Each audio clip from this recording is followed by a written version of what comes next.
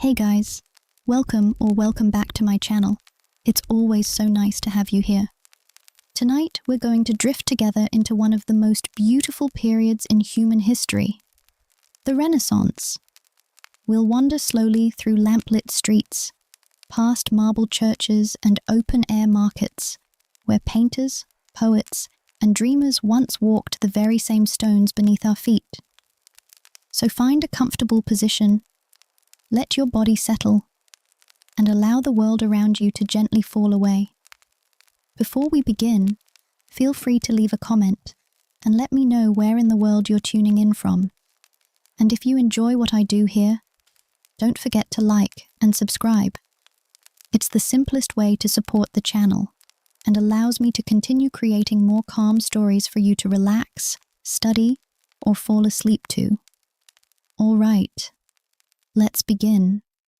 Chapter 1.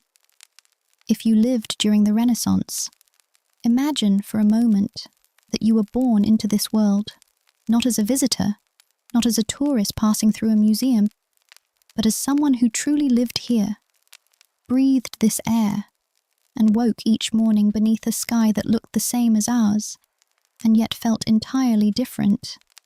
Who would you be? Perhaps you are a peasant, rising before the sun, hands already rough from the soil, carrying water from the well as the first light touches the hills of Tuscany. Your world is small, your village, your church, your family. But even here, even in the quiet fields, you have heard the stories of a great city not far away, of paintings so beautiful they make grown men weep, of a dome rising above Florence that men said could never be built. Or perhaps you are an apprentice, just 12 or 13 years old, sent by your family to work in the studio of a master painter. You sleep on a thin mattress near the workshop. You grind pigments by hand, lapis lazuli, ochre, vermilion, and you watch silently as your master's brush brings angels to life on a chapel wall. You do not yet know that one day your name will be remembered across centuries. Perhaps you are a merchant, wool trader, spice dealer, banker, moving through the crowded streets of Florence with purpose in your step. You deal in numbers and trust.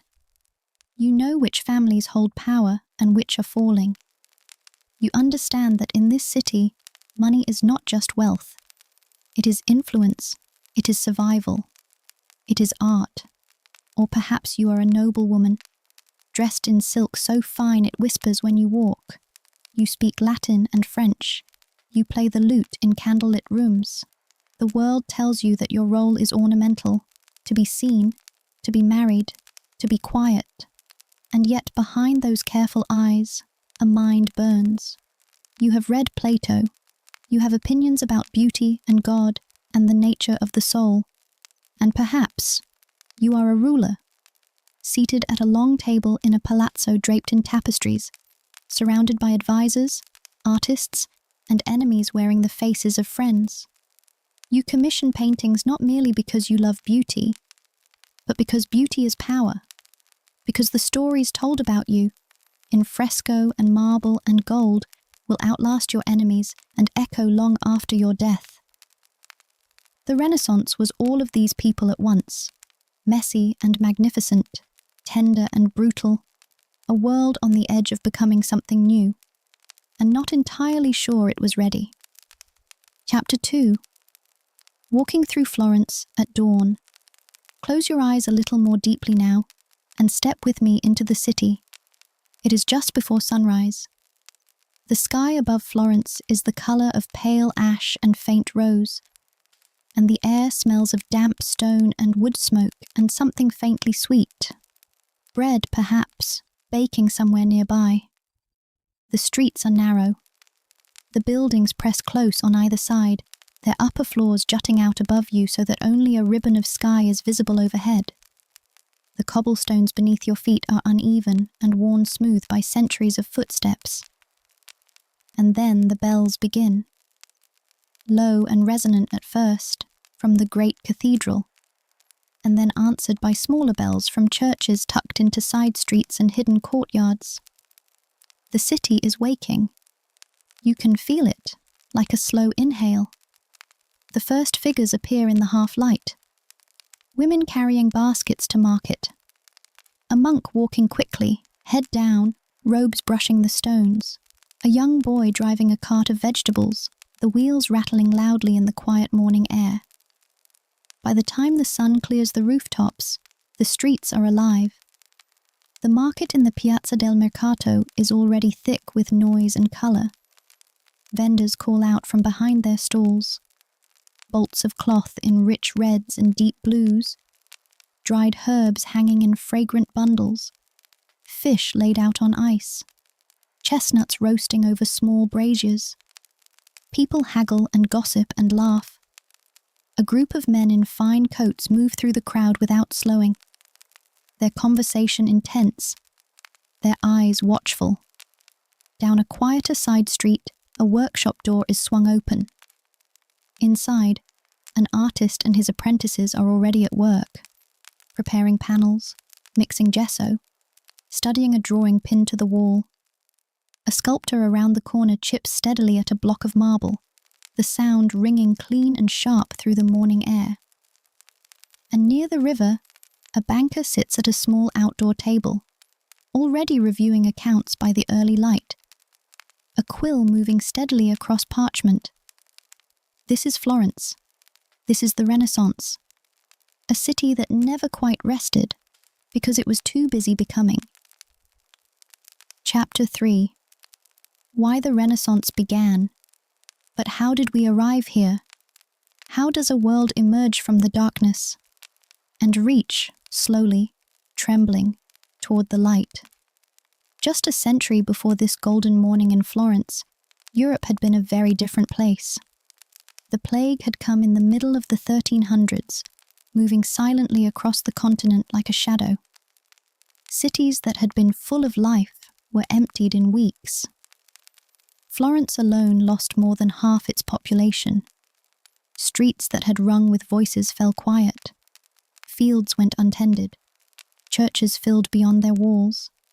And then, slowly, the survivors began to rebuild. Something shifted in those who remained. A quieter urgency. A feeling, not quite spoken but felt, that life was fragile and brief, and that perhaps it deserved to be lived more fully, more beautifully, more intentionally. At the same time, trade routes were opening.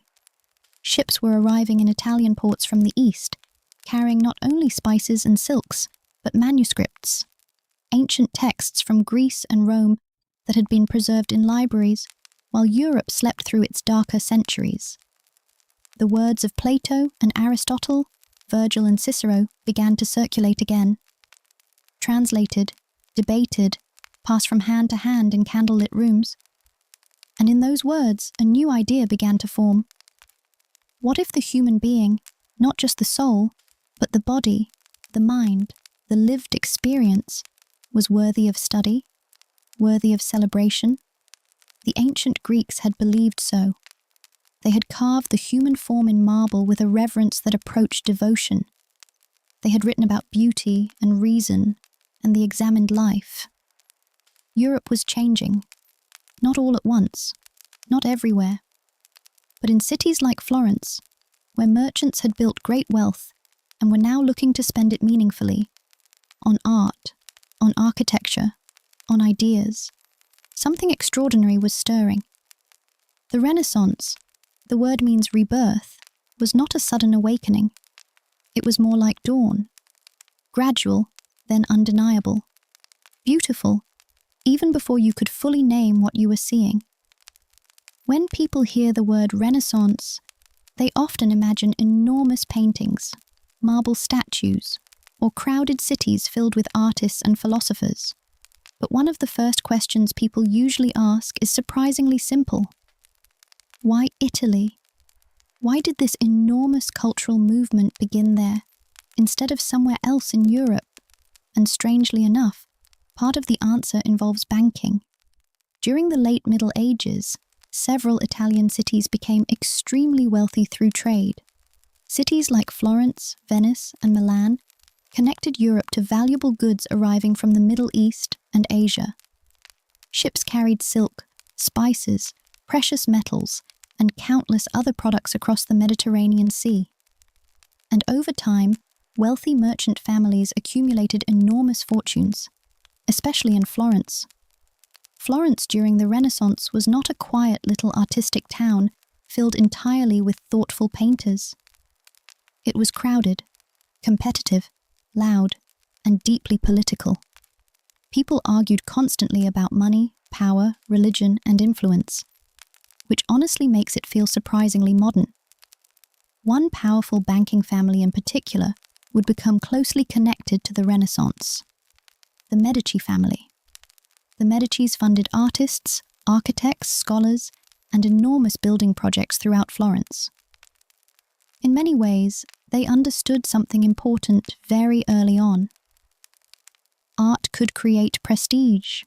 A beautiful city made a ruler appear sophisticated, educated, and powerful. And because wealthy families competed constantly with one another, they invested huge amounts of money into paintings, churches, libraries, sculptures, and architecture. So oddly enough, competition helped fuel creativity. Another reason the Renaissance flourished in Italy was geography. Italy sat surrounded by visible reminders of the ancient Roman world. Ruined temples, broken statues, ancient roads, enormous amphitheaters. Pieces of the Roman Empire still stood all around them, and Renaissance thinkers became fascinated by classical antiquity. They studied ancient Roman texts carefully. They copied ancient architecture. They admired Roman engineering and philosophy. In a sense, the Renaissance was partially a civilization looking backward, in order to move forward. Even the word Renaissance simply means rebirth. A rebirth of art, learning, architecture, and curiosity. And curiosity became incredibly important during this period. People wanted to understand anatomy, mathematics, astronomy, perspective, engineering, literature. Suddenly, observation mattered. Artists studied human muscles carefully. Architects became obsessed with symmetry and proportion. Scholars searched monasteries for forgotten ancient manuscripts. And wealthy cities competed to appear more cultured than their rivals. Florence especially became filled with workshops. If you walked through the city during the 1400s, you might hear metalworkers hammering, bronze merchants arguing in crowded streets, church bells echoing across the city, apprentices grinding pigments into paint.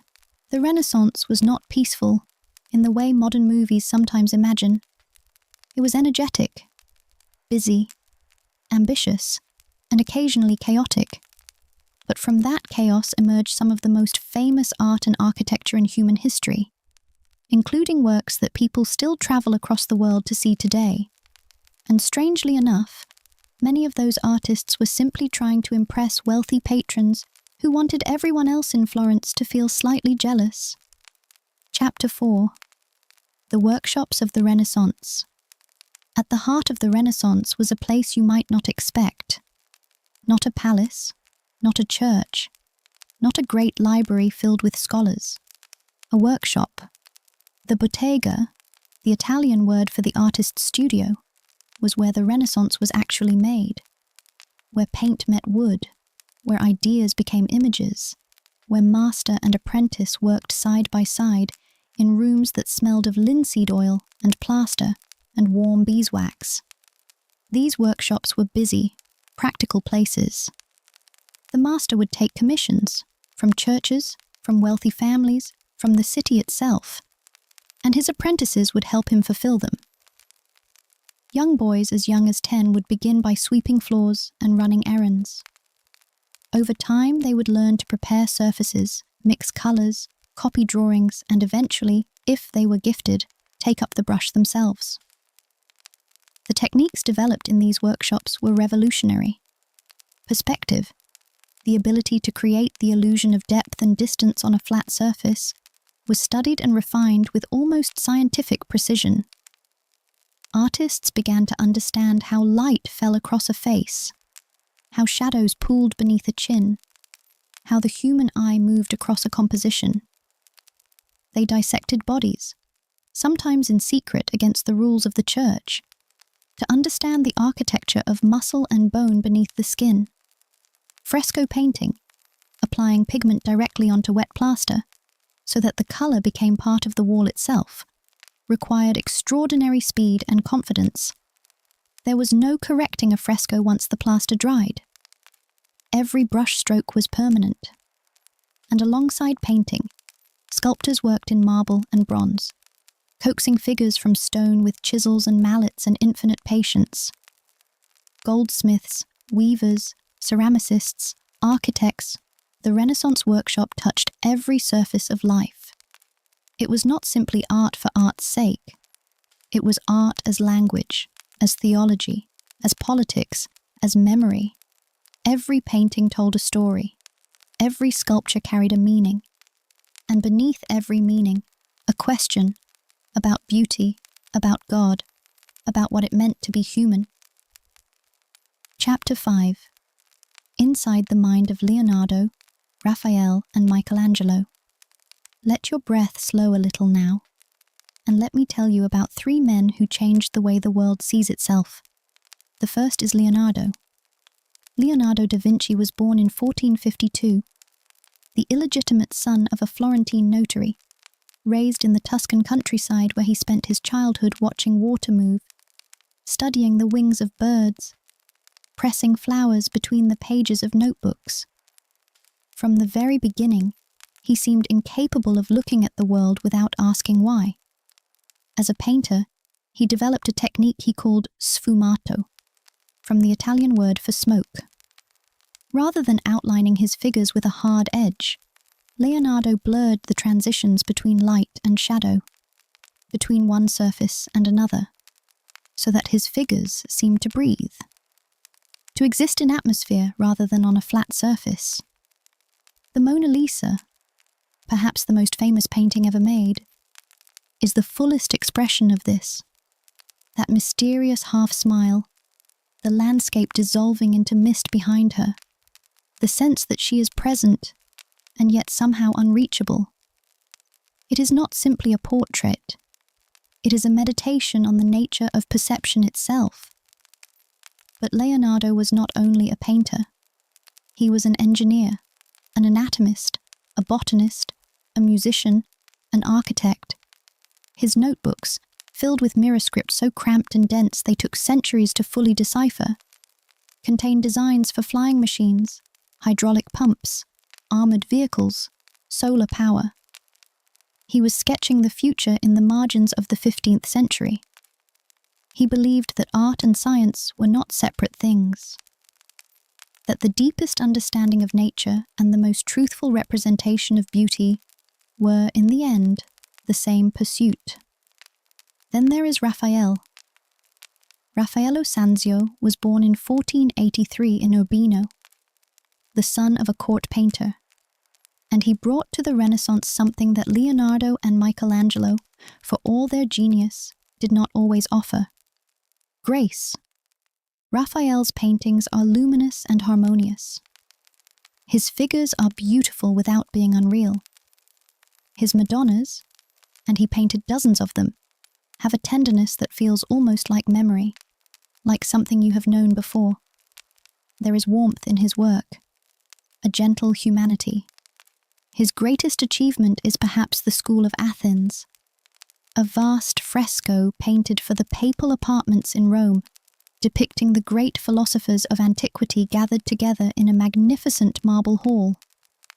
Plato and Aristotle walk at the center, mid-conversation, each gesturing toward their differing visions of truth. Around them, Socrates and Pythagoras and Euclid, the entire inheritance of ancient thought, painted with such spatial confidence and such tenderness for the life of the mind that it feels less like a painting and more like an invitation. Raphael believed that beauty was not decoration. It was a form of truth. a way of showing the world not as it was, but as it could be, elevated, harmonious, whole. And then, Michelangelo. Michelangelo Buonarroti was born in 1475, and from early childhood it was clear that he was inhabited by something extraordinary and something difficult. He was intense, solitary, relentless. He described sculpture not as creation, but as liberation, the act of removing the excess stone to reveal the figure already waiting inside. His David, carved from a single block of marble over 2 years, stands nearly 5 meters tall. A young man on the edge of action, every muscle alive with tension, his expression caught between calm and resolve. It is not simply a beautiful statue. It is a statement about what a human being can be. Alert, poised, fearless, dignified. And then there is the Sistine Chapel ceiling. Michelangelo spent 4 years lying on scaffolding, painting more than 500 figures across the entire ceiling of the Pope's private chapel.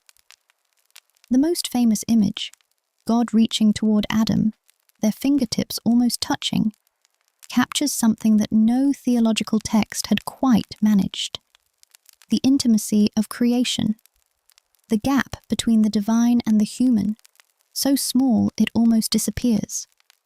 What united Leonardo, Raphael, and Michelangelo, despite their very different temperaments, was a shared conviction that ran beneath all Renaissance art: that the human being was not small, that the body was not shameful, that the mind was not limited, that beauty was not frivolous, that to look carefully at the world, really look, with full attention and full honesty, was itself a kind of devotion. Chapter 6. The powerful families and royal courts of Europe. Behind every great work of Renaissance art, there was a patron, someone with wealth and ambition and a very clear understanding of what beauty could do for a reputation. In Florence, that patron was the Medici family. The Medici had built their fortune through banking. They were among the most powerful financiers in Europe, with offices in a dozen cities and the ear of popes and kings. But what made them extraordinary was how they chose to spend that power. Cosimo de' Medici, and later his grandson Lorenzo, known as Lorenzo the Magnificent, used the family's wealth to transform Florence into the intellectual and artistic capital of the Western world. They commissioned paintings and sculptures. They funded academies for the study of ancient philosophy. They gathered poets and thinkers and artists around their table and encouraged the freest possible exchange of ideas. Lorenzo himself was a poet. He believed, and said so openly, that beauty was not a luxury, it was a necessity, that a city surrounded by great art was a city that thought more clearly, loved more generously, and lived more fully.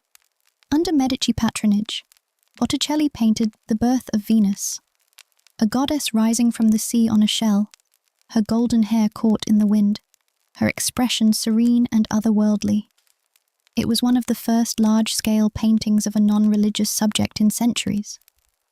A statement that the human and the divine were not, perhaps, as far apart as the medieval world had believed. But Florence was not the only court where power and beauty danced together. Across the Alps, in England, Henry VIII held court in a style that announced itself like a trumpet. Broad-shouldered, enormously self-confident, hungry for legacy, Henry understood that portraiture was politics. His famous portraits by Hans Holbein the Younger show a king who filled the entire frame, feet planted wide, gaze direct and unyielding. It was a visual declaration. I am here. I am permanent. I am not to be trifled with. His court was a place of enormous learning and enormous danger. Scholars and poets mixed with spies and courtiers. A witty phrase could earn you a place at the king's table. An unguarded word could cost you your head. And across Europe, in the great courts of France, Spain, and the Italian city-states, a similar drama was playing out. Rulers competed not only on the battlefield, but in the portrait gallery, the banquet hall, the chapel ceiling.